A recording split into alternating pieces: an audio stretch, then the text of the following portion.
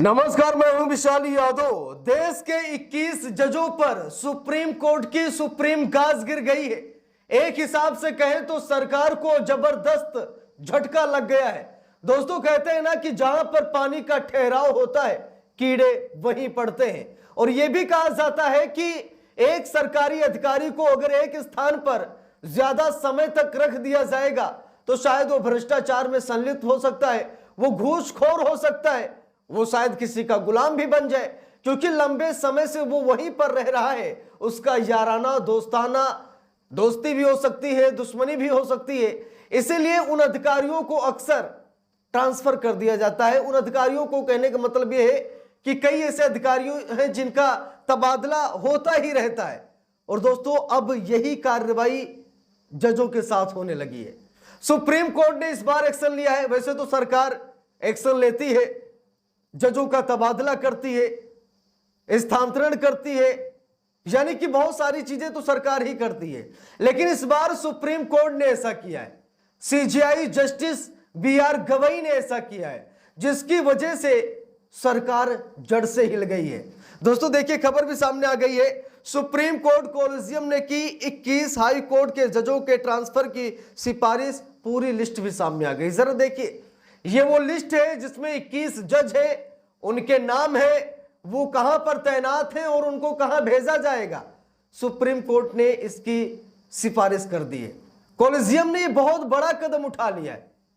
देश में भूचाल सा आ गया है, क्योंकि जिन जजों से सांठगांठ चल रही थी सरकार की, बड़े बड़े उद्योगपतियों की या फिर किसी भी व्यक्ति की, जो सांठगांठ चल रही थी, सुप्रीम कोर्ट ने पानी फेर दिया है। देखिए, यहां पर लिखा भी है, सुप्रीम कोर्ट कोलिजियम ने 21 हाई कोर्ट के न्यायाधीशों के ट्रांसफर और प्रत्यावर्तन की सिफारिश की है। यह निर्णय न्यायपालिका में एक बड़ा बदलाव ला सकता है। कोलिजियम की सिफारिशें न्यायिक प्रशासन में पारदर्शिता और दक्षता लाने के उद्देश्य से की गई हैं। दोस्तों, सुप्रीम कोर्ट का यह मानना है कि इससे कहीं न कहीं न्यायिक प्रशासन में पारदर्शिता बढ़ेगी, दक्षता लाई जाएगी और लोगों में विश्वास होगा। क्योंकि एक अधिकारी या कोई जज या कोई भी संवैधानिक पद पर बैठा हुआ अधिकारी एक जगह पर रहता है तो दोस्ती भी होती है उससे और दुश्मनी भी होती है। न्यायिक प्रक्रिया पर सवाल भी खड़े होते हैं कि ये जज तो इतने साल से इस व्यक्ति के लिए फैसला ले रहा है, इस व्यक्ति को बचा रहा है। तो सुप्रीम कोर्ट का यह मानना है कि इससे न्यायिक प्रशासन में पारदर्शिता नजर आएगी। इसीलिए इन जजों का तबादला करना जरूरी है। देखिए, यहां पर लिखा भी है, सुप्रीम कोर्ट कोलिजियम ने 21 हाई कोर्ट के जजों के ट्रांसफर की सिफारिश की है। साथ ही कुछ जजों को उनके मूल हाई कोर्ट में वापस भेजने की भी सिफारिश की गई है। कोलिजियम का यह फैसला न्यायपालिका में एक महत्वपूर्ण बदलाव है। इससे जजों के कामकाज पर असर पड़ेगा।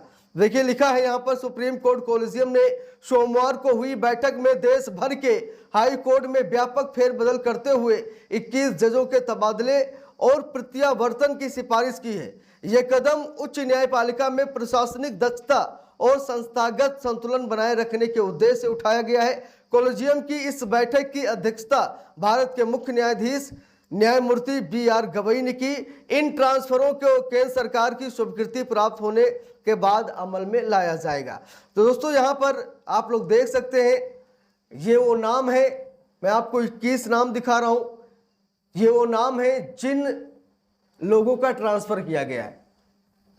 ये हाई कोर्ट के जज हैं और अब इनको अलग अलग डिवीजन दे दिए गए हैं, अलग अलग राज्य दे दिए गए हैं, कुछ को तो मूल राज्य मिल गए हैं। लेकिन दोस्तों, ये कोलिजियम का बहुत बड़ा फैसला माना जा रहा है और स्वाभाविक है कि इससे न्यायपालिका में लोगों का विश्वास बढ़ेगा, क्योंकि एक जगह पर ठहरा हुआ अधिकारी, चाहे वो सरकारी अधिकारी हो या फिर कोई प्राइवेट अधिकारी क्यों ना हो या फिर वो जज ही क्यों ना हो, लोग उससे परेशान हो जाते हैं। अगर अच्छा है तब तो ठीक है, लेकिन अगर बुरा है तो जनता यही विनती करती है कि कितनी जल्दी हो सके इसे यहां से हटाया जाए। यह न्यायिक प्रक्रिया में पारदर्शिता लाने के लिए ऐसा किया जाता है। तो दोस्तों, सुप्रीम कोर्ट के इस पहल पर आप सभी लोगों की क्या राय है, आप लोग कमेंट करके जरूर बताइएगा। जब से सीजेआई बने हैं जस्टिस बी.आर. गवई, तब से लगातार ताबड़तोड़ फैसले लिए जा रहे हैं, चाहे वो कोर्ट के अंदर का फैसला हो या फिर वो कोर्ट के बाहर का फैसला हो। Justice B R. गवई ने पहले ही संकेत दे दिया था कि वो ना झुकने वाले हैं और ना वो बिकने वाले हैं और ना ही वो डरने वाले हैं। वो ताबड़तोड़ फैसले लेंगे क्योंकि उनका मकसद, इरादा एक ही है कि संविधान की सेवा करनी है। उन्हें कोई संवैधानिक बड़ा पद नहीं चाहिए रिटायरमेंट के बाद। उन्हें ना तो गवर्नर बनना है, ना तो राज्यसभा का सांसद बनना है, ना किसी पार्टी में ज्वाइनिंग लेनी है। उन्होंने सीजेआई पदभार संभालने से पहले ही ये बातें बोल दी थी और इससे साफ पता लगता है कि जस्टिस बी.आर. गवई इंसाफ करना जानते हैं। और ये सिफारिश जो की जा रही है केंद्र सरकार से, ये कहीं ना कहीं जस्टिस बी.आर. गवई को लगा होगा कि ये तबादला करना, ये ट्रांसफर करना जरूरी है, इसीलिए तबादला, इसीलिए ट्रांसफर किया जा रहा है। और सुप्रीम कोर्ट के इस फैसले का सभी लोग सम्मान कर रहे हैं कि सुप्रीम कोर्ट ने अच्छा किया कि जो जजों का तबादला कर दिया। अब दोस्तों, इससे साफ पता लगता है कि अब न्यायपालिका में थोड़ी सी पारदर्शिता नजर जरूर आएगी, थोड़ी सी। क्योंकि कई ऐसे जज आए हैं जिन्होंने न्यायपालिका को पूरी तरीके से धराशायी कर दिया है, न्यायतंत्र को धराशायी कर दिया है। सरकार की चरण वंदना करके, सरकार के पक्ष में फैसला सुना करके, उसी पार्टी में ज्वाइनिंग लेकर के, राज्यसभा का सांसद बनकर, कहीं गवर्नर बन करके उन्होंने पार्टी की जो सेवा की है वो सभी लोग देख रहे हैं, जिससे न्यायपालिका की छवि खराब हुई है।